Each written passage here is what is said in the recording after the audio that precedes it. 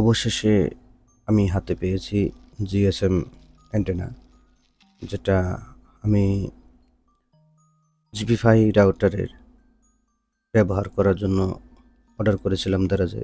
সেটি হাতে পেয়েছি। সেটা এখন আমি আনবক্সিং করে দেখাবো। আপনারা দেখতে থাকুন।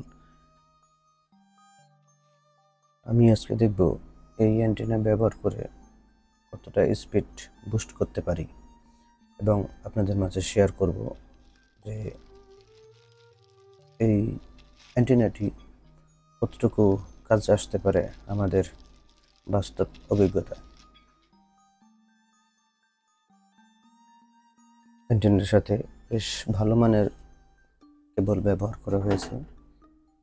এটি 3 মিটার দৈর্ঘ্য একটি তারা ব্যবহার করেছে এবং তার সঙ্গে বোথ সাইড টেপ ব্যবহার করেছে এবং এখানে রয়েছে SMA একটি কানেক্টর, যেটি দিয়ে আমরা জিপিফাই রাউটারে ব্যবহার করতে পারি।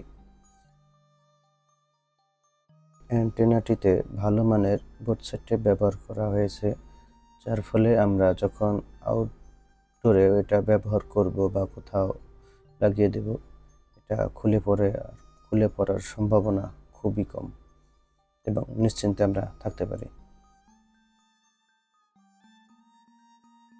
অ্যান্টেনাটি আমি আমার রুমের বাইরের যে দেয়াল রয়েছে সেখানে আমি লাগিয়ে দিয়েছি। খুব ভালোভাবেই লেগে আছে, পড়ার সম্ভাবনা নেই। আমি এখন আমার রাউটারের সঙ্গে কানেক্ট করে নিচ্ছি এবং কানেক্ট করে নেওয়ার পর আমি আমার কম্পিউটার যে স্ক্রিন আছে সেখান থেকে স্ক্রিন শেয়ার করে আপনাদেরকে দেখাইতেছি যে কতটুকু স্পিড আমি পাবো, সেটা আমি একটু আপনাদের সঙ্গে শেয়ার করতেছি। প্রথমে আমি যে কাজটা করব, আমার যে সেকেন্ডারি রাউটার আছে সেটার থেকে আমার যে ডিভাইসগুলো রয়েছে সেগুলো স্পিডগুলো সবগুলোকেই বন্ধ করে দিয়ে নেব।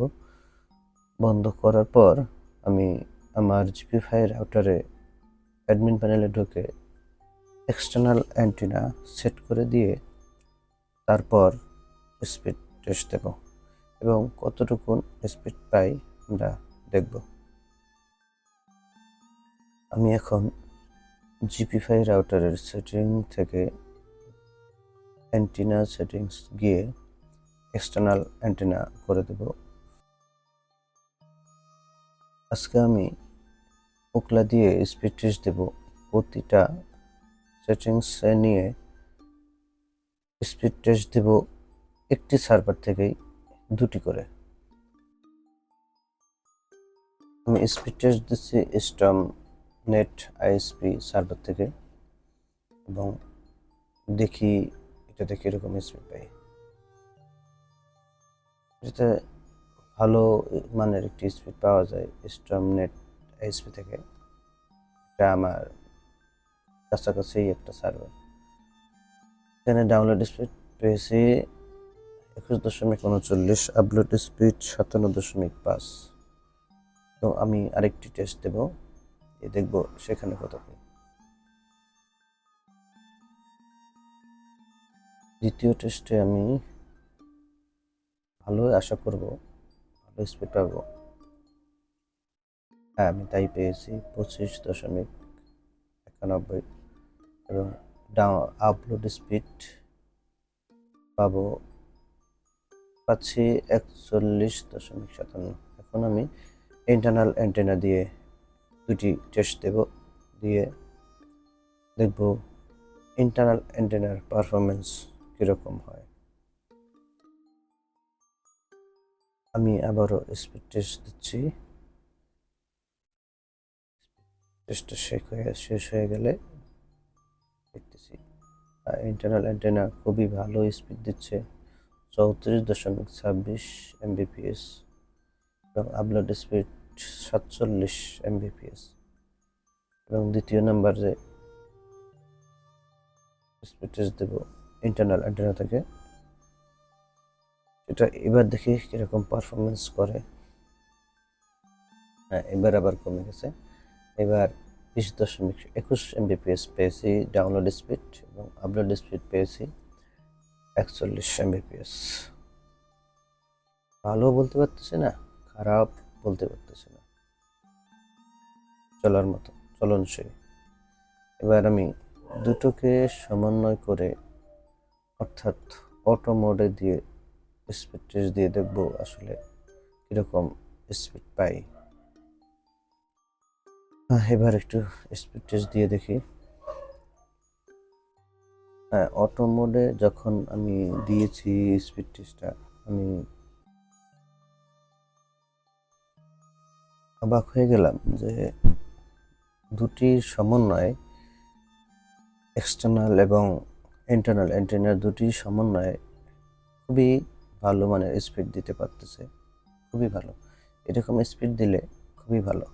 তবে এখানে আমি যেই সিমটি ব্যবহার করছি সেটা কিন্তু রবি সিম, আমি জিপি5 সিমটি ব্যবহার করতেছি না, কারণ আমার এলাকায় জিপি5 অ্যাভেলেবেল আছে, কিন্তু আমার এখানে কাভারেজটা তেমন ভালো না, আমি তাই ব্যবহার করি না।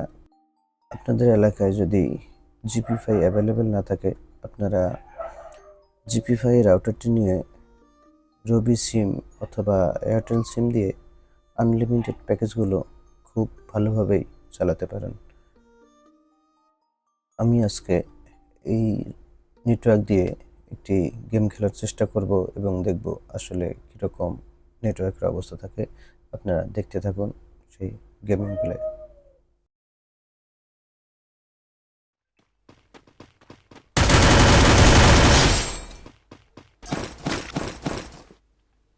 আমি ভালোভাবে গেম খেলতে পারি না, তবু চেষ্টা করতেছি গেমটা কীরকম হতে পারে আইডিয়া। তবে নেটওয়ার্ক স্টেবিলিটি খুবই ভালোই আছে, খারাপ না, গেমিংয়ের জন্য খুবই ভালো, আদর্শ একটি ডিভাইস হতে পারে জিপি5 রাউটারটি। আপনারা চাইলে নিতে পারেন।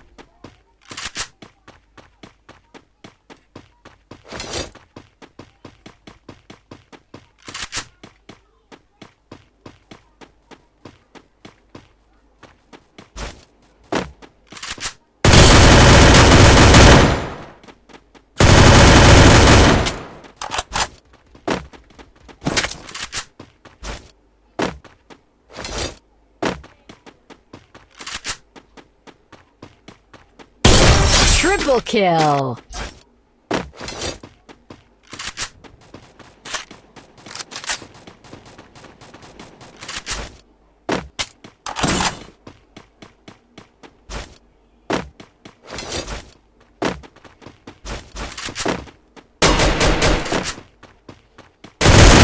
Quadra kill!